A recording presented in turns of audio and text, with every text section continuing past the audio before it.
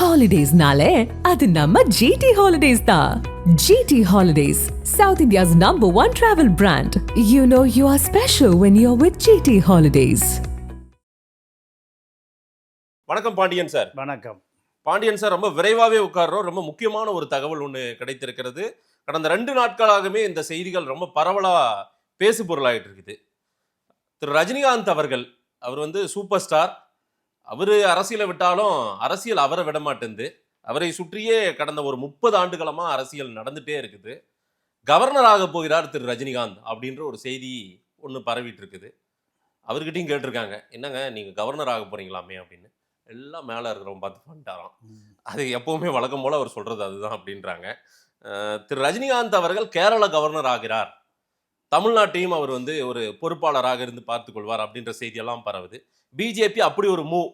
இது 2023ஆம் ஆண்டே இதே மாதிரி ஒரு செய்தி பரவுச்சு, அது நடக்காமல் போயிடுச்சு. இப்போ திரு விஜய் முதல்வர் ஆன பிறகு இது நடந்து விடும்னு சொல்கிறாங்க. நடக்குமா என்ன? கண்டிப்பாக நடக்கும். ஏன்னா ரஜினியை பொறுத்த வரைக்கும் அவருக்கு அரசியல் ஆர்வம் இல்லாமல் இருந்தது ஒரு காலம். அது விஜய் முதலமைச்சர் ஆவதற்கு முன்பு. விஜய் முதலமைச்சர் ஆனதற்கு பின்பு அவருக்கு ஒரு அரசியல் ஆசை இயற்கையாகவே தலதூக்கியிருக்கு.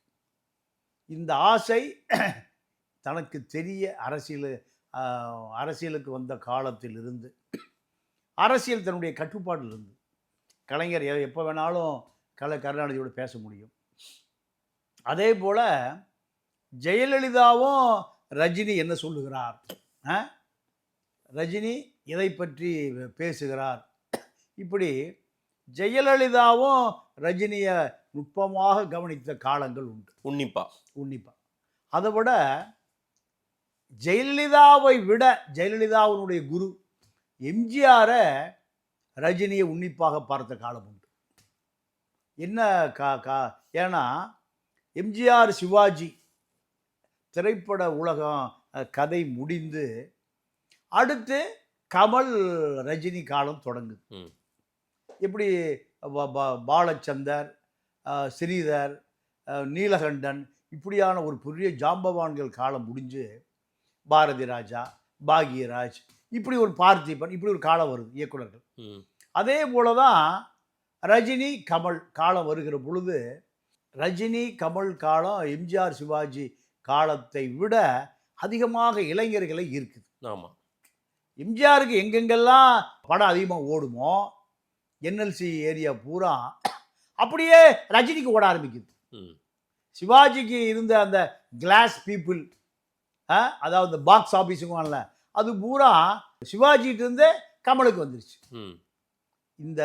அப்போது எம்ஜிஆர் ரஜினியினுடைய ரசிகர் மன்றம் கூட்டம், படம் ஓடுறது, அவருடைய ஆக்ஷன் அப்படியே டிட்டோ எம்ஜிஆர் மாதிரியே இருக்கும். இதை பார்த்து எம்ஜிஆருக்கே ஒரு வகையான கலக்கம் இருந்தது. அப்போ அதன் பிறகு ரஜினிக்கும் எம்ஜிஆருக்குமான மோதல். இன்னைக்கு ஜெயமணின்னு ஒரு பத்திரிக்கையாளர், அந்த பத்திரிக்கையாளர் மீது ரஜினி காரை ஏற்றி ஒரு கொலை முயற்சி நடக்குது. அந்த ஜெயமணி எனக்கு ரொம்ப நெருக்கமானவர். மூக்குத்தின்னு ஒரு பத்திரிக்கை, இந்த சினிமா பல நடிகர்கள் தூங்கும்போது காலை எந்திரிச்சுன்னு முதல்ல ஜெயமணி என்னையா எழுதியிருக்கான் இப்படின்னு பார்க்குற சூழல். மூக்குத்தி எனக்கு தெரிஞ்சு 5 லட்சம் பத்திரிக்கை விற்கும். எப்படின்னா நக்கீரன் சைஸில் இருக்கு. அதில் 4 பக்கம் கேள்வி பதில், வந்த வதந்தி, விசாரித்த உண்மை. வந்த வதந்தி, விசாரித்த உண்மை, இதுதான் மூக்குத்தி. அதில் 4 பக்கம் இதுதான் கேள்வி பதில். அதில் பல செய்தியை சாதாரணமாக கேஷுவலாக கொடுத்துருப்பார். நடிகையுடைய அந்தரங்கத்திலிருந்து நடிகருடைய இந்த பக்கம் வரைக்கும் மூக்குத்தியில் வராத நாட்களே இருக்காது. ஐயா, உங்களை பற்றி இப்படி வந்திருக்கு, பதில் சொல்லுங்க அப்படின்னு எழுதிடுவார். இதுதான் செய்தி. நம்ம பற்றி என்ன கேள்வி எழுதியிருக்காங்களோ, பதில் எழுதியிருக்காங்களோ, ஆனால் எல்லாருக்கிட்டையும் விசாரிச்சிருவார். அப்போது அந்த காலத்தில் பத்திரிகையாளர்னா அவன் பிறந்து வளர்ந்தே வருவான். ஜெபராஜ் எப்படி பத்திரிகைக்கு வந்தாருன்னா, நாத்திக ராமசாமியினுடைய தயாரிப்பு சிறுவனாக இருக்கிற பொழுது நாத்திகம் அப்படின்னு கூவி தெரு தெருவா விற்கணும். அதில் வந்து நாத்திகம் பத்திரிகையில் பெரியாருடைய சிந்தனை, நாத்திகம்னால ஆத்திகத்துக்கு எதிரானது. இப்படி வளர்ந்தவங்க தான் அன்னைக்கான பத்திரிகையாளர்கள். இப்போ பல ஜாம்பவான்களை நான் கைகட்டி நின்று இருக்கேன். எனக்கு ஒரு ஜாம்பவான் இருந்தார், ஜபராஜின் பேர். அதாவது மராத்தி முரசுன்னு இன்னைக்கு பம்பாயில் வருது, ஏறக்குறைய ஒரு 75 ஆண்டு கால பத்திரிக்கை. அந்த பத்திரிகையினுடைய எக்ஸிக்யூட்டிவ் எடிட்டர். எவ்வளவு பெரிய அதிகாரியாக இருந்தாலும் சரி, கதவை தள்ளி விட்டு உள்ளே உட்காந்துருவார் எங்க ஐஏஎஸ் அதிகாரிகளுக்கு முன்னாடி. அப்போ இப்படியான பத்திரிகையாளர் அப்போ உண்மையை அப்படியே தோண்டி எடுத்துருவான். ஓகே, நேரா நம்ம அங்க மூக்குத்தி ஜெயமணி அதான் வர்றேன். அப்போ இப்படி காலத்துல நடிகர் எல்லாம் பயந்தாங்க. நீங்க ஜெயமணி பிரஸ் மீட்டுக்கு வர்றாருனால ஆடிடுவாங்க. அப்படியான சினிமா பத்திரிகை முழுக்க சினிமா பத்திரிகை. அதை பத்தி அப்ப பெரிய சமாச்சாரம். கடைசியா பாக்யராஜ் இருந்தார். அதான் பாக்கியான்னு ஒரு பத்திரிகை, அதெல்லாம் நான் இங்க படிச்சிருக்கேன். ஆமா ஆமா. அப்போ நான் உங்க ஸ்டூடெண்ட் சார். நான் வந்து உங்க ஸ்டூடெண்ட், அதையும் பதிவு பண்ணிக்கிறேன். சரி, ரைட். அப்போ சரின்னா எப்படி கரெக்டா இல்ல அதாவது இல்ல, இப்ப நீங்க குருவுக்கு மிஞ்ச சிஷியனா இருக்கீங்க. நம்ம 8 அடி போனோம், நீங்க 36 அடி போயிட்டு இருக்கீங்க. நம்ம எங்க? அப்போ இப்படி இருக்கு நாடு. அப்போ இந்த நேரத்தில் ஜெயலலிதாவை ரஜினி ஹீரோயினியா போட சொல்லி பில்லா படம் தயாரிப்பாளர் பாலாஜி. யாரு? நம்ம கேரளாவில் இருக்காருல்ல மோகன்லாலுடைய மாமனார். யாரு? பாலாஜி தயாரிப்பாளர். அவர் தான் அந்த பில்லா படத்தினுடைய தயாரிப்பாளர். அப்போ எனக்கு ஜெயலலிதாவை ஜோடியா போடுங்கன்னு கேட்குறாரு. பில்லா படத்துக்கு எம்ஜிஆர் இருக்காரு, எம்ஜிஆர் உயிரோடு இருக்காரு. அப்போ அந்த படத்தை சிரிப்பிரியா தான் கதாநாயகி. ரஜினி பாலாஜிகிட்ட சொல்லி, தயாரிப்பாளர் பாலாஜிகிட்ட சொல்லி ஜெயலலிதா போடுங்கிறார். ஜெயலலிதா கமிட் ஆயிடுச்சு. இது எம்ஜிஆருக்கு தெரியுது. எம்ஜிஆருக்கு தெரிஞ்ச பிறகு தொலைச்சு. ஏன்னா அப்ப ரஜினி பீக்ல இருந்தார். அதாவது நமக்கு போட்டியா வந்துருவாரு எம்ஜிஆர் நினைச்சாரு. எம்ஜிஆருடைய கதாநாயகி ரஜினி ஜெயலலிதா நடிச்சா அது எவ்வளவு பெரிய விஷயம். அது சினிமா. அப்ப அதாவது அரசியல்ல இருந்தாரா? எம்ஜிஆர் அரசியல்ல இருந்தாரு. எம்ஜிஆர் அரசியல்ல எந்த காலத்துல வந்துட்டாரு? 53லயே வந்துட்டாரு. Right sir. நான் ஒரு தெளிவுக்காக இல்ல அதாவது பில்லா வந்தது ஒரு 80ல 80 தான். ஓகே, 80 சமாளிக்கிறீங்க. இல்ல சார், 87ல அவர் இறந்தது நான் கணக்கு போட்டேன். இல்ல சார், நான் அந்த படம் பார்த்திருக்கேன் சார். பில்லா படம். அப்ப நீங்களும் பில்லா பேண்டா? ஆமா, அதே பில்லா பேண்ட் தான். அப்ப என்னன்னா, பில்லா ரங்கான் 2 பேரு டெல்லியில ஒரு நேவி அதிகாரியுடைய பெண்களை கடத்திட்டு போய் ரேப் பண்ணி கொன்னுட்டான். 2 பேருக்குமே தூக்கு. அதான் கதை. பில்லா ரங்கான் அதான் கதையே. பில்லா வடிவேல் சொல்லுவான்ல, கருப்பா பயங்கரமா இருப்பான், பயங்கரமா கருப்பா இருப்பான். நான் அப்பவே சொன்னேன், நான் இல்லடான்னு. இவ்வளவு நேரம் ஏன்டா என்ன அடிச்சிங்க? தண்ணி ஊற்றி அடிப்பானுங்கல்ல, துணி துவச்சிட்டு இருப்பாங்கல்ல, அது அந்த மாதிரி. ரஜினிய ஜெயலலிதா படத்துல கமிட் ஆயிட்டார். அட்வான்ஸ் தான் தம்மா வாங்கிருச்சு. ஸ்ரீபிரியா எப்படி கிளாமர் டான்ஸோ அதே போல ரஜினியும் கிளாமர் டான்ஸ், ஜெயலலிதாவும் கிளாமர், இப்படியெல்லாம் சீன்கெல்லாம் ஃபிட்டாக பாய் போச்சு. எம்ஜிஆர் கூப்பிட்டு மிரட்டினதுக்கு பிறகு அந்த படத்தில் ஜெயலலிதா ட்ராப். இல்லைன்னா பில்லா படத்தில் ரஜினியுடைய ஜோடி ஜெயலலிதா. இந்த காலகட்டத்திலேயே எம்ஜிஆர் ரசிகர் மன்றங்கள் பூராமே அப்படியே ரஜினி ரசிகர் மன்றமாக மாறிடுச்சு. சரி, எம்ஜிஆர் ரசிகர் மன்றம் பூரா கட்சி ஆகிட்டான். அதன் பிறகு இந்த ரசிகர் மன்றம் சிவாஜிக்கு கமலுக்கெல்லாம் இப்போ ரசிகர் மன்றமே இருக்காது. ஓகே, ரஜினிக்கு தான் ரசிகர் மன்றம் இருக்கு. இப்போ விஜய்க்கு ரசிகர் மன்றம் இருந்ததை போல 80களில் 84 90 வரைக்கும் ரஜினி ரசிகர் மன்றம் இல்லாமல் எந்த கட்சி எலெக்ஷன் நிற்க முடியாது. முதல்ல அந்த ஏரியா ரசிகர் மன்ற தலைவரை போய் யார் பார்த்துருவா, அந்த ஏரியா வேட்பாளர் போய் பார்த்துருவான். இந்த 1 லட்சம் 2 லட்சம் 5 லட்சம் வச்சுக்க, எனக்கு வேலை செய்யும். ஏன்னா ஒவ்வொரு தொகுதியிலையும் ரஜினியுடைய ரசிகர் மன்றம் அலைகடலாக இருக்கும். அப்போ விஜயகாந்துக்கு ரசிகர் மன்றம் இல்லை. 80களெல்லாம் விஜயகாந்துக்கு ரசிகர் மன்றம் சினிமாவில் ஒன்றும் இல்லை. ரஜினி கமல் தான் 2 பேர் தான். பல படங்கள் நினைத்தாலே இனிக்கும், ஒவ்வொருத்தரும் அந்த படத்தை 10 தடவை பார்த்தவங்களாம் இருக்கு. கமல் படத்தை சிங்கப்பூர்ல எடுத்திருப்பாங்க. சாரி, கமல் ரஜினி 2 பேரும் சேர்ந்து நடிச்சிருப்பாங்க. நினைத்தாலே இனிக்கும் படம் கேள்விப்பட்டீங்களா? அதெல்லாம் நான் சின்ன பையனா இருக்கும். இப்போ சின்ன பையன் தான், அது வேறு விஷயம். நீங்க இல்லைங்க, நானும் 20 25 வயசு. இப்போ அவ்வளோதாங்க, ஏங்க பொறாமப்படுறீங்க? அப்போ 25 வயசு இருக்கிற போது எந்த படம் கமல் ரஜினி படம் ரிலீஸ் ஆகுதோ எல்லா இளைஞரும் பார்த்துருவோம். ம். கமல் அதை அரசியல் பண்ணலை, அவ்வளோ ரஜினி பின்னாடி போயிட்டான். சரி. ரஜினி ரசிகர் மன்றங்கள் தான் மிகப்பெரிய அளவில் தமிழ்நாட்டில் இன்னைக்கு விஜய் ரசிகர் மன்றத்தை விட 10 மடங்கு வீரியம். 80களிலே ரஜினி வந்து அரசியலுக்கு வருவார். பின்னால எம்ஜிஆர் எப்படி அரசியல்ல ரொம்ப தீவிரமா ஈடுபட்ட தொடங்கின காலம் அப்படின்னும் போது ரஜினியும் வருவாருன்னு ஒரு வேளை எம்ஜிஆரும் அனுமானித்தார். ஆனா அது நடக்கல. அப்படியே அவரு வரேன்னு கடைசி வரைக்கும் வராம போய் 2020 மட்டும் அனௌன்ஸ் பண்ணாரு. இல்ல அவருக்கு அதாவது என்னன்னா ரஜினியை பொறுத்த வரைக்கும் அரசியல் ஆசையே இல்லை. ஓகே. அரசியல் அடிப்படையா நான் சொல்றேன். ஆனா அரசியல் பேசுவார். அப்போ பேசுவார். ஏன்னா அவரை கொண்டு வந்து உட்கார வச்சிருவாங்க அரசியல்ல. ரஜினி ரசிகர் மன்றம் இருக்கிறது காரணத்தினால ரசிகர் மன்றத்துடைய ஓட்டு வேணும் அப்படிங்கிறதுனால கருணாநிதி எப்பவுமே ரஜினியை கையிலே வச்சிருப்பார். கருணாநிதி ஒரு டாக்டிஸான ஆள். எப்படின்னா ஓட் பேங்க் இருக்குன்னா அவன் தன்னோட இருக்கிற மாதிரியே வச்சுக்குவார். 11 தேர்தலில் கமலஹாசனை ஏடிஎம்கேக்கு ஆதரவு கொடுக்க சொல்லி நடராஜன் 50 கோடி ரூபாய் பேரம் பேசுறாரு. நடராஜன். அப்போ கமல் இவன் பெரிய தலைவலியா இருக்கு, திமுகவுக்கு எதிராக நமக்கு பிரச்சாரம் பண்ணா நாளைக்கு ஒருவேளை திமுக வந்துருச்சுன்னா நம்ம நிலைமை டேஞ்சர்னு தப்பிச்சு அமெரிக்கா போயிட்டார். எல்லாருக்குமே அரசியல் அழுத்தம் இருக்கும் சார். எல்லாருக்குமே அரசியல் அழுத்தம் இருக்கும். ஏன்னா இந்த சினிமா நடிகனுடைய ஓட்டு ஒரு 3-4-5% ஓட்டு இருக்கு. இந்த வெற்றி தோல்வியை தீர்மானிக்கக்கூடிய 3-4% ஓட்டு இப்போ விஜய்க்கு ஒட்டுமொத்தமாக 1.5 கோடி பேர் வந்தாங்கல்ல, அதே போல தமிழ்நாடு முழுக்க ரஜினிக்கு ஒரு தொகுதிக்கு ஒரு 5000 ஓட்டு இருக்கு. ஆனா நிறைய அழுத்தங்கள் ரஜினி அரசியலுக்கு வரணும்னு புற அழுத்தங்கள் இருந்து கொண்டே இருக்கு. முத்து படம் நினைக்கிறேன், கட்சியெல்லாம் நமக்கு எதற்கு, காலத்தின் கையில் அது இருக்கு அப்படின்னு அந்த மாதிரி அவருக்கு வந்து பாட்டுல கூட எழுதி நீங்க வரணும்னு எல்லாருமே. ஆனா அந்த ஆசையை அவரு இல்ல. ஏன்னா அரசியல் வந்து அவருக்கு என்னன்னா அவர் ரொம்ப சாஃப்டான நேச்சர் உள்ளவர். அரசியல் அப்படி இல்லை. விஜய் விக்கிரவாண்டி கூட்டத்தில் ஸ்டாலின் அங்கிள் நேர எழுத்தார்ல. ஆமா, அதுதான் அவருடைய இமேஜ் பில்டப் ஆனது காரணம்.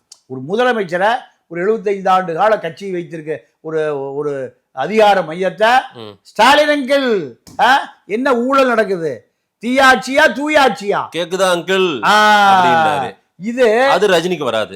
வராது. ஆனா அம்மையார் ஜெயலலிதா எதிர்ப்புல இருந்தாரா, விமர்சனம் அந்த அம்மா மேல ஒரு கோபத்துல இருந்தாரா, வருத்தத்துல இருந்தாரு? அது என்ன காரணம்னா 91-96ல நீங்க அந்த சோழா ஹோட்டல் பக்கத்துல போலீஸ் பரியல் போட்டான், கேட்டு போட்டான். இவரு சோழாவில் ரிலாக்ஸ் பண்ற ஆளு. பக்கத்துலயே சோழா இருக்குல்ல, இப்ப அது வெல்கம்னு ஆகி போச்சு. ரிலாக்ஸ் பண்றவர் அந்த பிரிட்ஜுக்கு பக்கத்துல. ஆமா, நம்ம கூட ஒரு நாள் உள்ள உட்காந்து எங்க ஏதோ நம்ம ரிலாக்ஸ் பண்ற உட்கார்ந்த மாதிரி சொல்றீங்க சார். நான் இல்லை சார், அதில் 4 பேர் தப்பி ஓடுனாங்க தான் நம்மளை பார்த்துட்டு. அப்போ அதில் ரிலாக்ஸ் பண்ணுவார் ரஜினி. ரிலாக்ஸ் பண்ணிட்டு அவரே அந்த ஃபியட் காரை ஓட்டிட்டு வருவார். 91-96 காலகட்டத்தில். அப்போ காவலர்கள் என்ன பண்ணுறாங்க, சார் வண்டி இருந்துச்சுன்னா யாரு கார் சார் செக் பண்ணுங்க சார். இது வந்து ஓவர் பில்டப் தான். அதுதான் சண்டை ஆரம்பிச்சதே. அப்போ அவர் நான் ரஜினி இருக்கட்டும் சார், எங்கே போகிறீங்க எங்கே வரீங்க இதெல்லாம் கையில் போட்டு போங்க. இது பாய்ஸ் கார்டன் அந்த ரோடு என்ட்ரன்ஸில் சோழா ஹோட்டல் விட்டு. ஆமாம் சார், ஒரு கையில் போட்டு போங்க நோட்டில். ஏன்னா இவர் 12 மணிக்கு தானே போவார். நைட்டு 11 மணி 12 மணிக்கு அங்கே எல்லாம் ஹோட்டல் மூடும்போது தான் போவார். அப்போது இது ஒரு நாளில் இப்படி தொடர்ந்து கேள்வி கேட்டோடனையும் காரில் கையில் போட மாட்டேன் அப்படி கார் எழுதி நடந்து போக ஆரம்பிச்சிட்டேன். எங்கே அவர் வீட்டுக்கு நேராக போய் லெஃப்ட்டில் திரும்பினா அவர் வீடு, ரைட்டில் திரும்பினா பாய்ஸ் கார்டன். நடந்து போக ஆரம்பிச்சிட்டார். இந்த தகவல் அடுத்த நாள் காலம் கருணாநிதிக்கு தெரியுது. உடனே ஃபோனை போட்டு என்ன நடந்தது, எப்படி என்ன ஏது. ஆமாம், என்ன வேணும்னே டார்ச்சர் பண்ணுறாங்க. இது பாய்ஸ் கார்டன் சொல்லாமல் டார்ச்சர் பண்ண மாட்டாங்க. யார் நீங்கள், எங்கேருந்து போகிறீங்க, எங்கே போகிறீங்க, தினம் இதே கேள்வியை கேட்குறான். கைது போட்டு போக சொல்கிறான். நான் அடையாளம் தெரியாதாளா, நான் ஏதாச்சும் கொள்ளையடிக்க போகிறேன்னா இல்லை விஐபி ஏரியாதான், என் வீடு அங்கே தானே இருக்கு, இது எனக்கு இதை ஓவரா டார்ச்சர் பண்றாங்க அப்படின்னு சொன்ன உடனே இது அரசியலா மாறுது. இது அரசியலா மாறுது. முரசொலியில் எழுதிட்டாரா? ஆமாங்க, கலைஞரோட முரசொலியில் எழுதுவார்ல, அராஜகம் உச்சகட்டம். அங்கதான் சிவந்தியாயத்தின் வீடு இருக்கு. சிவந்தியாயத்தின் வீடு அங்கதான், எல்லா விஐபி வீடு அங்கதான் இருக்கு. அப்போ அதுல இது அதிகாரத்துக்கு வந்தவர், அதிகாரம் தலைக்கணம் கொண்டு ஆட்டம் போடுகிறது, உடன்பிறப்பே கண்டாயா கேட்டாயா பார்த்தாயான்னு எழுதிட்டார். எழுதிட்டாரு. இதை இதெல்லாம் ரஜினியும் உள்ள கொண்டு வந்துட்டாரு. ஒரு ஒரு உயர்ந்த நடிகன் தமிழ்நாடு உச்ச முழுக்க நடிகன் பாதிக்கப்படுறாங்க. பாதிக்கப்படுறான். ஆச்சா போய் எழுதிடுறேன். இது அப்படியே பாய்ஸ் கார்டன் போகுது. ஓ இப்படி 2 பேரும் பண்றீங்களா? இந்த கோபம் ஜெயலலிதாவுக்கு. இந்த காலகட்டத்தில் நீங்க ஆரம்பி ஒரு படம், என்ன படம்னு மறந்து போச்சு. அந்த படம் வெளியீட்டு விழாவில் ரஜினி இந்த அரசை கண்டித்து பேசுறாரு. அதுதான் இரவோடு இரவு ஆரம் வீரப்பனுடைய பதவி பறிபோவதற்கு ஒரு காரணமாச்சு. ஆரம் வீரப்பன் அன்னைக்கு அமைச்சர், அம்மையார் ஜெயலலிதாவின் அமைச்சரவையில் இருக்காரு. பாஷா படம் வெற்றி விழாவில் ரஜினி பங்கேற்கும். ஆண்டவனே வந்தால் காப்பாற்ற முடியாது, தமிழ்நாட்டை காப்பாற்ற முடியாது, மறுபடியும் ஜெயலலிதா ஆட்சிக்கு வந்தால் ஆண்டவனாலும் நாட்டை காப்பாற்ற முடியாதுன்றாரு. அப்போ அது எப்படி அந்த அமைச்சரை வச்சுக்கோ? ஆமாம், அதை தாண்டி வேட்டி கட்டிய அது கமலஹாசன். ஆமாம், அது கமல். அப்போ இப்படி ரஜினிக்கும் ஜெயலலிதாவுக்குமான உரசல் அதிகமாகி போச்சு. உரசல் அதிகமாக இவர் எங்கே வந்து சேர்றாரு? திமுக பக்கம் வந்து சேர்றாரு, நெருக்கமாகறாரு. இப்போ எப்போ இந்த சண்டை உச்சகட்டம் வந்ததுன்னா, ஜெயலலிதா 96 ஆட்சி முடிவுக்கு வந்துருச்சு. ஆட்சிக்கு முடிவுக்கு வந்து காங்கிரஸோட நம்ம கூட்டணி வைக்குது. அப்போ நரசிம்மராவ் பிரதமர். நரசிம்மராவோட கூட்டணி வைக்க வேண்டாம்னு நீங்கள் இங்கே இருக்கிற காங்கிரஸ்காரன் உட்பட ரஜினி உட்பட சொல்கிறாங்க. ஏன்னா அதிமுக காங்கிரஸ் கூட்டணி நிறைய பேருக்கு பிடிக்கல. இங்கே இது ஊழல், அங்கே அது ஊழல். இந்த குறிப்பாக அதிமுகவோட கூட்டணி வைக்க வேண்டாம்னா காங்கிரஸ்காரன் பூரா இது எதிர்ப்பு தெரிவிக்கிறான். சரி, இந்த சூழலில் நரசிம்மராவ் ஜெயலலிதா 2 பேரும் கூட்டணி வைக்கிறாங்க. கூட்டணி வச்சா காங்கிரஸ் மைதானத்தில் நரசிம்மராவ் கட்ட விட்டு தீ வச்சு விட்டானுங்க. மலம் தீ எரியுது. அப்போது அதிமுக காங்கிரஸ் கூட்டணியை ஏற்றுக்கவே இல்லை. அப்போதான் தமிழ் மாநில காங்கிரஸ் புதிய மூப்பனார் காங்கிரஸை உடைச்சிட்டு வெளியே வர்றாரு. அது மூப்பனாருக்கு அந்த ஐடியாவே இல்லை. ஏர்போர்ட்டில் இருக்கிறாரு, ஏர்போர்ட்டில் தகவல் போகுது, காங்கிரஸ்காரன் பூரா கட் அவுட்டை தீ வைக்கிறான். யார் கட் அவுட்ற? பிரதமர் நரசிம்மராவ் கட் அவுட் தீ வைக்கிறான். அப்போது காங்கிரஸை அதிமுக கூட்டணி ஏற்றுக்கல. இப்படி சொன்ன உடனே மூப்பனார் அப்படியே திரும்பி டெல்லிக்கு போகிறார். போய் தான் சிதம்பரத்தை வர சொல்லி தமிழ் மாநில காங்கிரஸில் கட்சியை பதிவு பண்ணாங்க. ஒரே வாரத்தில் திமுக காங்கிரஸ், திமுக அன்னைக்கு சேரலாம் கூட மூப்பனார் முதலமைச்சராக இருப்பார். முதலமைச்சர். அப்படி ஒரு பெரிய சூழல் இருந்தது. அப்போ இதுக்கு யார் வாய்ஸ் கொடுக்குறா? ரஜினி. சரியா? ஆனால் மூப்பனார் அன்றைக்கு 96 காலகட்டத்தில் வந்து மூப்பனார், ரஜினி, கலைஞர் 3 பேரும் கலைஞரை முதல்வர் ஆக்கணுன்றதை விட ரஜினியவே முதல்வர் ஆக்கலான்னு மூப்பனார் முயற்சி பண்ணதா சொல்றாங்க. கருணாநிதி விட மாட்டார். கருணாநிதி கலைஞர் விருப்பப்படல, ஆனா மூப்பனாருக்கு அந்த ஆசை இருந்தது. ஆனா மூப்பனாரே இருந்திருந்தால் கூட வெற்றி பெற்றிருப்பாரு. ரஜினி ஆதரிச்சு. அந்த நேரத்துல ஆனா எந்த இடத்துலயுமே கலைஞரை எதிர்க்காமல் அரசியல் பண்ணியிருக்காரு ரஜினி. கரெக்டா? அதான் அவருடைய வீழ்ச்சி, அதுதான் காரணமே. இன்னைக்கு விஜய் எப்படி திமுகவை எதிர்க்கிறாரோ அந்த மாதிரி அன்னைக்கு பண்ணிருக்காங்க. ஒருவேளை 2020 ரஜினி அரசியலுக்கு வரேன்னு சொல்லிட்டு வேண்டான்னு திரும்ப பெற்றார்ல, நம்ம அர்ஜுனமூர்த்தி, தமிழறிமணியன் எல்லாருமே இருந்தாங்க. அந்த சமயத்துல ஒருவேளை ரஜினி அரசியல் இருந்திருந்தா ஜெயிச்சிருப்பாரு. விஜய் ஜெயிச்ச மாதிரி. சரி, எப்ப இருந்தாலும் திமுக எதிர்ப்பை செய்தால் மட்டும்தான் சார் இங்க ஜெயிக்க முடியும். இது என்னங்க இது? அதான் அரசியல். வரவங்க திமுக அடிச்சுட்டு போறதுன்னா திமுக ஊழல். திமுக சட்டசபையில் பாருங்க ஊழல்னா ஊழல் உங்களை சொல்லலையா? ஊழல் அதுதான் எங்க அடையாளம்? அப்படியெல்லாம் கிடையாது. சொல்ல இல்லைங்க. அதாவது நீங்க விஜயை முதலமைச்சர் ஆக்கியது திமுக தான். திமுக இந்த ஊழல் செயலினா இவ்வளவு பெரிய வாய்ப்பு விஜய்க்கு வந்தே இருக்காது. ஆனா ரஜினி அந்த மாதிரி திமுகவை எதிர்க்கல. சரி சரி. அவர் திமுகவுடைய பயணம் பண்றாரு. என்ன காரணம்னா, ரஜினிக்கு பிரச்சனை வரும்போதெல்லாம் திமுக தான் காப்பாற்றுறது. உதாரணத்துக்கு இந்த ராகவேந்திரா கல்யாண மண்டபம், அங்கே அந்த வேளச்சேரி ஆசிரம பள்ளிக்கூடம், இதெல்லாமே நீங்கள் இது வந்து டபுள் டாக்குமெண்ட். எது? ராகவேந்திரா கல்யாண மண்டபம், ஆசிரமம், வேளச்சேரி பள்ளிக்கூடம், அது அரசு நிலம். இப்படி எல்லாம் பிரச்சனை வரும்போது கருணாநிதி தான் சரி நமக்கு தோதா இருக்கட்டும்னு எம்ஜிஆர் இந்த வேலையை செய்ய மாட்டார். ஆனால் கருணாநிதி இதை செய்வார். ஏன்? என்ன காரணம்னா நம்ம கட்டுப்பாடு இருக்கட்டும். கலைவாணன் ஒரு ஐஏஎஸ்ங்க, அவர் ஒரு ரேப் கேஸில் மாட்டிக்கிட்டார். அவரை போலீஸை விட்டு அதெல்லாம் சரி பண்ணி ஒன்றும் இல்லாமல் ஆக்கி கடைசியாக என்ன பண்ணார்னா, அந்த கலைவாண அது பதவியில் இருக்கிற காலம் கூட கருணாநிதி எது சொன்னாலும் செய்வார். இதுதான் கருணாநிதி. எவன் ஒருத்தன் எங்கே சிலிப்பாரான்னு பார்த்துட்டே இருப்பார். சிலிப்பாகும்போது அவனை டக்குன்னு காப்பாற்றிடுவார். காப்பாற்றி தன்னுடைய சோப்பில் வச்சுக்குவார். இதுதான் கருணாநிதி. தத்துவங்களின் தலைவன் காரல் மார்க்ஸ், தவறுகளின் தலைவன் டாக்டர் கலைஞர் கருணாநிதி. ஒருவேளை இந்த கரூர் 41 பேர் இருந்தது அப்பெல்லாம் கொஞ்சம் விஜய் கொஞ்சம் ஸ்லிப்பான மாதிரி தான் 3 நாள் கழிச்சு தான் வீடியோ போட்டாரு. ஒருவேளை கலைஞரா இருந்தால் நைஸா தம்பக்கம் இழுத்துட்டு இருப்பாரு. உடனே இழுத்துருப்பாரு. தம்பி என்ன நடந்தது, நீங்க தவறு எங்கேயோ நடந்து போச்சு, எங்கே இருக்க கிளம்பி என் வீட்டுக்கு வந்துரு, நான் பார்க்குறேன், எந்த தீமை வந்தாலும் நான் கேடயமாக வாளாக இருப்பேன் கூட சொல்லி எழுதிடுவார்.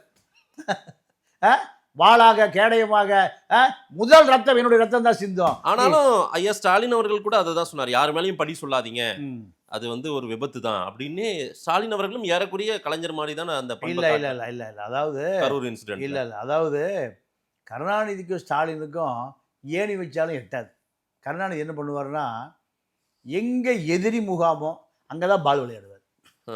எங்கே எதிரி முகாமோ எதிரியும் சேர்த்துட்டு பால் விளையாடுவார். அவன் அதோட காலி. நீங்கள் நெல்லை ஜெபமணின்னு ஒருத்தர் இருந்தார். அவருக்கு பழைய காங்கிரஸ்காரர், ஜனதா தளத்துக்கு யார், இந்த நீங்களாம் பேட்டி எடுப்பீங்களே மோகன்தாஸ், யார் சிபிஐயில் இருந்தார்ல, சொல்லுங்க சார், சிபிஐயில் இன்ஸ்பெக்டராக இருந்தார்ல மோகன்தாஸ், உங்கள் ஆஃபீஸெல்லாம் பார்த்துருக்கேன், எனக்கு ஒரு நண்பர் தான். உங்கள் அவர் யாருன்னா நெல்லை ஜெயமணியுடைய மகன். அவர் வந்து சிபிஐ ராஜீவ் கொலை விசாரித்த ஒரு போலீஸ் இன்ஸ்பெக்டர். அபிராம் ஒரு இன்ஸ்பெக்டராக இருந்தார். அவர் தான் சொன்னார், நான் கருணாநிதியை சாக வரைக்கும் எதிர்த்துருக்கேன், நான் இறந்த உடனே கருணாநிதி எனக்கு ஒரு சிலை வைக்கிறேன், விருது கொடுக்குறேன்னு கூப்பிடுவார், போய்க்கு என்ன இப்படி பண்ணிடாதீங்கடா. யார் சொன்னது? அந்த மூத்த காங்கிரஸ் தலைவர் நெல்லை ஜெபமணி. அதே போல் இறந்து ஒரு வாரத்தில் ஆரம்பித்து கூப்பிட்டாராம். அப்போ அவங்க அப்பா எவ்வளோ பெரிய காங்கிரஸ்காரரு, ஜனதா தளத்துக்காரரு, படைஞ்ச தலைவர் கூட நெருக்கமானவர், அவருக்கு ஒரு விழா எடுக்கணும்ப்பா. அன்னைக்கு அப்போ சொல்லிட்டு செத்தார். ஆவி இப்போ மேலே சுற்றிட்டு இருக்கோம், இப்போவே மண்ணு காயலை சுடுகாட்டில் அதுக்குள்ளே விழா எடுக்கணும். அப்போ தான் சொன்னார், எங்கள் அப்பா அப்போவே சொல்லிட்டு போனார், டே என்னை கருணாநிதியோடு சேர்த்துறாதரா, என் படத்தை கருணாநிதி திறக்க வச்சிடாதரா, நான் கருணாநிதியை வாழ்நாள் முழுக்க அம்பலப்படுத்தியிருக்கேன். யார்? நெல்லை ஜெயமணி மாங்கடி சொல்லிட்டு போனது. மோகன்ராஜ் சார் சிபிஐ இன்ஸ்பெக்டர், நீங்கள் இந்த ராஜீவ் கொலை சம்மந்தமான பேட்டி கொடுத்துருக்காரு. சரி, என்ன போங்க பாரதி, தெரியல எனக்கு தமிழா பாண்டி தான். அதான் இழிச்சவாய் நான் தானே, வேற யாரு? அப்போ இதுதான் கருணாநிதியுடைய பாலிடிக்ஸ். ஆனால் ரஜினியை அரசியல் செய்யாமல் பார்த்துட்டார் கருணாநிதி, அரசியல் செய்யாம பார்த்துக்கிட்டாரு. இன்னைக்கு அவருக்கு ஆளுநர் பதவி தேடி வருதுன்றாங்க, அவர் ஏற்பாரா? அது எப்படி அரசியல் ஆசை? என்ன அவரு விஜய் முதல்வரான பிறகு வரணும்னு ஆசைப்படுறாரு, அரசியல் ஆசை வந்துருச்சு அப்படின்னா களத்துக்கே கூட வரலாம். ரஜினி வர்சஸ் விஜய்னா கூட ஒரு அரசியல், அது வந்து என்னதான் இருந்தாலும் ஒரு சீனியர் வர்சஸ் ஜூனியர் மாதிரி தான் இருக்கும். பட் ஆனால் வந்து அது சரியா வராதுன்ட்டு இதை ஏத்துக்கலான்ற முடிவில் இருக்காரா என்ன? இன்னொரு விஷயம் என்னன்னா, அவர் உடல் ரீதியானது சிறுநீரக மாற்று அறுவை சிகிச்சை செஞ்சிருக்கு. ஆமாம், அது 25 வருஷம் ஆச்சு. அதிகபட்சம் அதனுடைய ஆயுட்காலமே 25 வருஷம் தான். அதுக்கு மேலே அதை பக்குவமாக பார்த்துக்கணும். எதை? சிறுநீரகத்தை. இப்போ அவர் மீண்டும் சூறாவளி சுற்றுப்பயணம் கன்னியாகுமரியில் ஆரம்பித்து கும்மிடிப்பூண்டி வரைக்கும் வந்து சேர முடியுமா? முடியாது. அப்போ என்ன பதவி? இது போன்ற நபர்களுக்கு ஆளுநர் பதவி சொகுசான பதவி. ஆளுநர் பதவி ஓட்டு கேட்க வேண்டாம். ஆனா அதை ஏத்துக்குவாரியா? இப்ப அந்த மனநிலைக்கு வந்துட்டாரு. இல்ல நம்ம இது வந்து நிறைய காலங்கள் இல்ல அதாவது அரசியலுக்கு என்ன தேவை? என்ன பண்ண போறாரு? அதாவது அவருக்கு இன்னும் 3 படம் இருக்கு சார். இப்போ ஆமா, தர்மன் போன்ற 3 படம் இருக்குன்னு சொன்னாங்க. அதாவது இப்போ அவரை பொறுத்த வரைக்கும் அரசியலுக்கு வந்து அடுத்தவங்களை அதிர்ந்து பேசி அவங்க நம்ம மேல ஒன்றும் ஜெயலலிதா பேசணும், கருணாநிதி பேசணும், 2 பேரும் பேச முடியாது. அதனால நமக்கு இந்த வேலை வேண்டாம். இது வந்து லதா விருப்பப்பட்டது, லதா தொடர்ந்து விருப்பப்பட்டது. உங்களுக்கு பெரிய வாய்ப்பு இருக்கு, நீங்க பெரிய அளவில் நீங்கள் ராஜு மகாலிங்கெல்லாம் லைக்காவில் வேலை பார்த்தாலும் அவன் அக்கௌண்ட்டில் எப்பவுமே 500 கோடி இருக்குமா. அந்த ஆளையெல்லாம் தெருவில் கொண்டு நிறுத்திருச்சு லதா. அப்போ லதாவுக்கு ஆசை. ஆனால் ரஜினி என்ன சொல்கிறாரு, அரசியல் கட்சி ஆரம்பித்தோம்னா நம்ம யாரையாவது ஜெயலலிதாவை எதுக்கணும், இல்லைன்னா கருணாநிதி இருக்கணும். அப்போ இது இவர்களுக்கு மாற்றாக தான் நான் வரணும். ஆமாம், ஒன்று ஜெயலலிதாவுக்கு மாற்றா வரலைன்னா கருணாநிதிக்கு மாற்றா வரணும். கருணாநிதிக்கு மாற்றா வந்தால் கருணாநிதி திட்டணும், ஆமா ஜெயலலிதாவுக்கு மாற்றா வந்தால் ஜெயலலிதா திட்டணும். இது ரெண்டுமே என்னால் பண்ண முடியாது. அவங்க குடும்பம் ரொம்ப விருப்பம், உங்களுக்கு ஒரு பெரிய வாய்ப்பு இருக்குது, ஜெயலலிதா கருணாநிதிக்கு பிறகு ஒரு லீடர் இல்லை, அந்த வாய்ப்பு உங்களுக்கு பெரும் வாய்ப்பு இருக்குது. இந்த விஜய்க்கான வாய்ப்பை எப்படி உருவாச்சோ அதே போல் லதா கூட்டமும் லதாவுக்கு நெருக்கமான அந்த அவால் கூட்டம், இது வந்து தமிழ்நாடு அரசியலை கண்காணிப்பில் வச்சுருப்பாங்க. அந்த கூட்டம் ரஜினி இறக்க முயற்சி செஞ்சு, ஆனால் ரஜினி எனக்கு வேண்டாம், அப்பவுமே திமுகவை எதிர்க்கணும், ஸ்டாலினை எதிர்க்கணும் அப்படின்றதுனால வேண்டாம் வேண்டாம். அதுதான் உண்மையான காரணம். அதான் உண்மையான காரணம். ஓகே, அதற்கு பிறகு அவர் இந்த அரசியல் ஸ்டெண்ட் அடிக்கிறது எதுக்குன்னா அந்த படம் ப்ரொமோஷன் ஆகணும். ஏன்னா இவர் எது சொன்னாலும் மக்கள் ரீச் ஆகும் மக்கள்கிட்ட. அதனால அந்த அரசியல் ஆளுமையை சினிமா ப்ரொமோஷனுக்கு பயன்படுத்திக்கிட்டாங்க. சரி, இது யார் பண்ணது? லதா கும்பல் பண்ணுது. இதுதான். இப்ப அதற்கு பிறகு அவர் இந்த ஆட்சி ஒன்றும் திமுக இருக்குல்ல, அண்ணா திமுக, எடப்பாடி இருப்பாரு, ஸ்டாலின் இருப்பார், இப்படிதான் கணக்கு போட்டார். இதை உடைச்சு விஜய் வந்த பிறகு அடடா நம்ம தப்பு பண்ணிட்டோமோ, நம்ம விஜய் இடத்துக்கு நம்ம வந்திருக்கலாமோ, கடைசி காலத்தில் ஏதாவது நல்லது பண்ணியிருக்கலாமோ, கடைசி காலத்தில் இவ்வளவு ஈஸியாக விஜய்க்கு நாற்காலி போக நம்ம எதிர்பார்க்கவே இல்லை. ஆனாலும் இவரால் திமுக எதிர்க்க முடியாது, அது வேற விஷயம். ஆனால் இப்போ என்ன நினைக்கிறாரு, இந்த சின்ன பையன்லாம் வந்துட்டானே, இந்த இளைஞன் இல்ல, அப்படி அவர் எதிர்க்கல, அவருக்கு இல்ல நேரடியா ஃபைட் நடக்குதா சார்? இல்ல சார், சோஷியல் மீடியாவுல நடக்குது. இருங்க ரஜினி மறுத்துட்டார் சார், பேச விடுங்க சார். நீங்க எனக்கு அவருக்கு 25 வருஷம் டிஃபரன்ஸ் இருக்குன்றாங்க. அத என்னன்னா இவர் சூப்பர் ஸ்டார்னு இந்த ஜெகதீஷ் பழனிசாமி கொளுத்தி போட்டார்ல. ஆமா ஆமா, நாங்க தான் சூப்பர் ஸ்டார், எங்க படம் சோலோவா ஓடுது.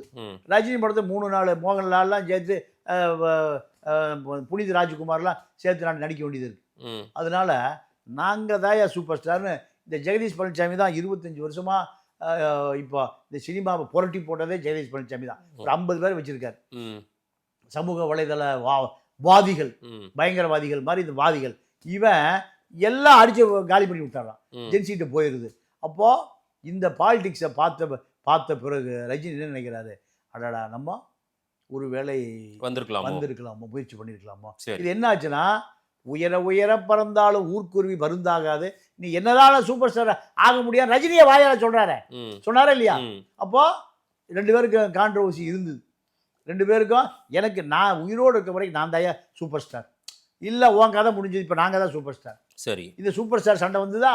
ரஜினிக்காக 24 மணி நேரமும் எதை கேட்டாலும் செய்கிற மனநிலையில் கருணாநிதி இருந்தார். ரைட். நான் ஒரு நிகழ்ச்சி, உண்மை நிகழ்ச்சி சொல்கிறேன், பேர் வேண்டாம்.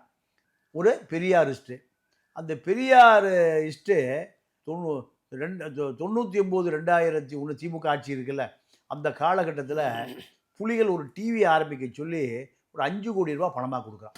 2000 திமுக ஆட்சி தான் அது. ஆமாம், 2001 வரைக்கும்.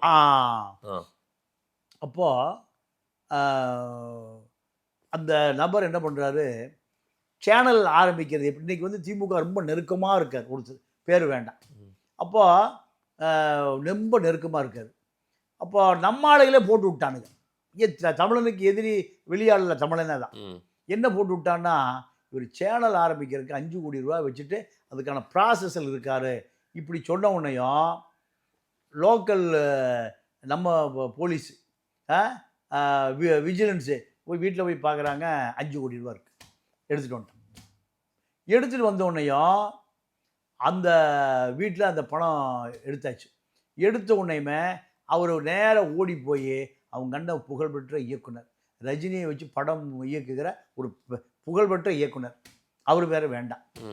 அப்போது அவரும் ஒரு பெரிய நிறுவனம், ஏவிஎம் நிறுவனம் சரவணா, 2 பேரும் ரஜினி வீட்டில் நிற்கிறாங்க. என்ன 2 பேருமே பெரிய ஜாம்பவான்கள். ஒருவர் ரஜினி வச்சு படம் எடுக்கிற இயக்குனர், ஒருவர் ஏவிஎம் சரவணா. என்னன்னு பதறாரு, இந்த மாதிரி நடந்து போச்சு. உடனே அவர் நான் பார்த்துக்கிறேன், ஒன்றும் பிரச்சனை இல்லை, என் தம்பியும் கூட்டிகிட்டு போயிட்டாங்க, வீட்டில் இந்த மாதிரி ஒரு புலிகளுடைய பணம் இருந்தது, அதையும் எடுத்துகிட்டு போயிட்டாங்க. உடனே ஃபோன் பண்ணி, சண்முகம் நான் உடனே தலைவர் பார்க்க வர்றேன். என்னையா விஷயம்? இது ராத்திரி 11 மணிக்கு. என்ன விஷயத்தை சொல்லி வர வேண்டாம், இந்த மாதிரி 2 என்னுடைய பெரிய குருக்கள், ஜாம்பவான்கள், ஏயும் சரவணன்னு இன்னொருத்தர் வந்து நிற்கிறாங்க, நான் உடனே வரணும், அவர் தம்பியை போலீஸ் பிடிச்சிட்டு போயிடுச்சான். அப்படியா, சரி தலைவரை சொல்கிறேன், என்னப்பா நடந்தது, இந்த மாதிரி என்ன விசாரி, ஆமாம் ஸோ ரைட் ஓகே, வர வேண்டாம், சரி நான் பார்த்துக்கிறேன், இப்போ ரெஸ்ட் எடுங்க போங்க, நீ வர வேண்டாம், ரெஸ்ட் எடுங்க. அடுத்த நாள் காலையில் அவர் அனுப்பிச்சி விட்டாங்க, அடுத்த காலையில் அவர் அனுப்பிச்சி விட்டாங்க. இப்படி ரஜினிக்காக 24 மணி நேரமும் எதை கேட்டாலும் செய்கிற மனநிலையில் கருணாநிதி இருந்தார். ரைட். அதனால தான் கருணாநிதியை எதிர்க்காமல் அரசியல் பண்ண முடியாது. அப்போ எப்படி அவர் அரசியலுக்கு வர முடியும்? இந்த கவர்னர் பதவி ஒருவேளை அவரை தேடி வருதுன்னு வச்சுக்கோங்க, அதை வச்சுக்கிட்டு என்ன சார் பண்ண முடியும் அவரால்? ஒரு கௌரவ பதவி தான். ஆமாம். இந்த கௌரவ பதவி இந்த விஜய் அரசை எப்போ அந்த கோப்பை எடுத்துட்டு வா எங்கே இல்லை, அவர் தமிழ்நாட்டுக்கு கவர்னர் ஆக முடியாது, ஆக பொறுப்பு கவர்னராக இருக்கலாம். ஓகே. இப்போ இவர் வந்து தமிழ்நாட்டு பிரபலமே தவிர ஆரிஜின் தமிழர் அல்ல. ஆமாம். இவர் மராட்டி சிவாஜி ராவ் கெய்க்வாயோட ஆரிஜின் மராட்டி. அப்போ அவர் பிறந்தது வளர்ந்தது அது இதுன்னு பெங்களூர் பக்கம் சொல்றாங்க, எங்க கிருஷ்ணகிரி மாவட்டம். ஆமாம் ஆமாம், பெங்களூர். இப்படி இதான் அவருடைய பூர்வீகம். இருந்தாலும் கேரளா ஆளுநராக இருந்தாலுமே தமிழ்நாட்டு ஆளுநர் பொறுப்பு ஆளுநரா ஒரு வருஷம் இருக்கட்டுமே, 2 வருஷம் இருக்கட்டுமே. அப்படி இருந்தா பாஜக நினைச்சா என்ன வேணா பண்ணுவாங்க சார். பாஜக நினைச்சா சார் இந்த மாதிரி ஆஃபர்லாம் நிறைய முறை மோடி வந்து ரஜினி அவர்களுக்கு கொடுத்துருக்காங்க. இப்ப அன்னைக்கெல்லாம் வேண்டான்ட்டாரு, இப்ப இவரே கேட்கிறாரு, குடும்பமே கேட்குது, குடும்பமே. ஏன்னா கமலஹாசன் எம்பி ஆயிட்டாரு, தனுஷ் நான் அடுத்த சிஎம்ங்கிறாரு, அவரு கட்சி தொடங்குறாரு. இப்போ அடுத்து பார்த்தீங்கன்னா சிம்பு போய் சவுக் ஆபீஸில் உட்காந்து எங்க அண்ணன் இருக்காரு, தேவைப்பட்டா வருவேன்றாரு. அப்போ இதெல்லாம் வரும்போது இப்போ நமக்கு 78 வயசாச்சு, நம்மளும் கொஞ்ச நாள் ஆளுநர் ஒரு 5 வருஷம் இருப்போமே, இந்த ஆசை அவருக்கு கொஞ்சம் கொஞ்சமாக வந்து முழுசாக வந்துருச்சு. இப்போ பாஜக தரப்போடு லதா தரப்பு இப்போ தொடர்பில் இருக்காங்க. இதை திமுகவும் தூண்டி விடுது. ஏங்க அவருக்கு நாங்கள் எம்பி பதவி கொடுக்கலான்னு இருந்தோம், அவர் ஏற்றுக்கல, கமலுக்கு கொடுத்துட்டோம். இப்போ ஆளுநர் பதவி கொடுக்கறதுக்கு பாஜக தயாராக இருக்குது. நீங்கள் நாக்பூரோட தொடர்பு கொள்ளுங்க, ஆர்எஸ்எஸ்ஸை கேளுங்க, ஆர்எஸ்எஸ் கட்டளையிட்டால் ரஜினி ஆளுநராக யாரும் தடுக்க முடியாது. அப்படி ஆளுநர் ஆனால் விஜய்க்கு செக்கு வைக்கலான்னு திமுக விரும்புது. திமுக நீங்க என்னங்க எந்த கணக்கா இருந்தாலும் திமுக அதுல வந்து இங்க எல்லா கிரிமினலும் போய் சேர இடம் திமுக தான்.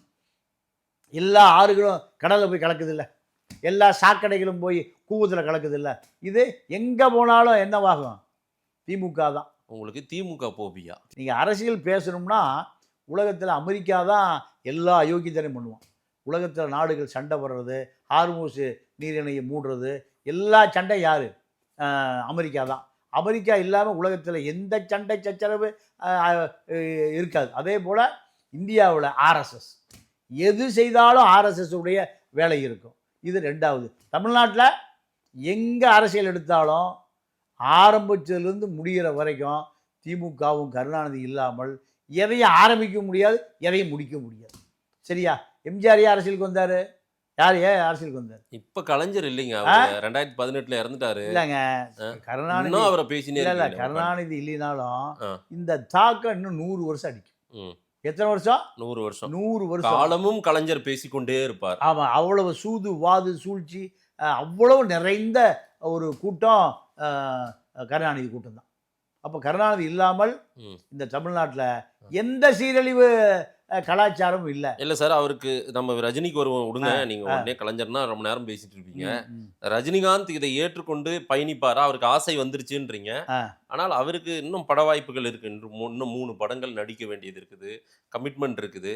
அவருக்கு எதுக்கு இந்த கடைசி காலகட்டங்கள்ல இந்த மாதிரி ஒரு அரசியல்?